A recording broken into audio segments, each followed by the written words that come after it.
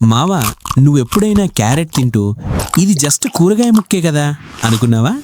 కాదు మావా, నువ్వు తినేది ఫుడ్ కాదు, నీ బాడీకి ఇస్తున్న సాఫ్ట్వేర్ అప్డేట్.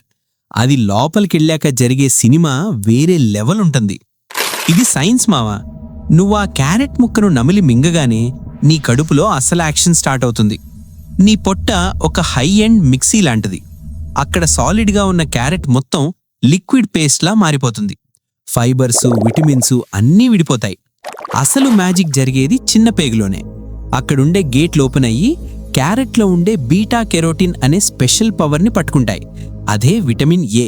సింపుల్గా చెప్పాలంటే ఆ క్యారెట్ ముక్కే రక్తంలో కలిసిపోయి నువ్వుగా మారిపోతుంది.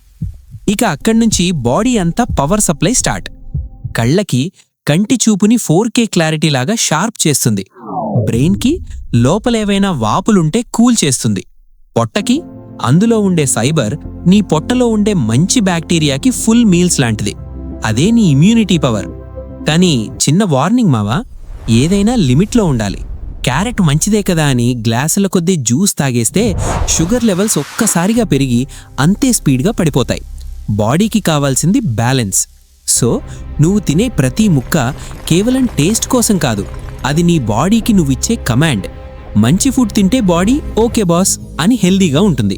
చెత్త తింటే సిస్టమ్ క్రాష్ అవుతుంది. ఫ్యూచర్లో హాస్పిటల్ చుట్టూ తిరగకుండా ఉండాలంటే ప్లేట్లో ఏముందో చూసుకో. జాగ్రత్త మామా.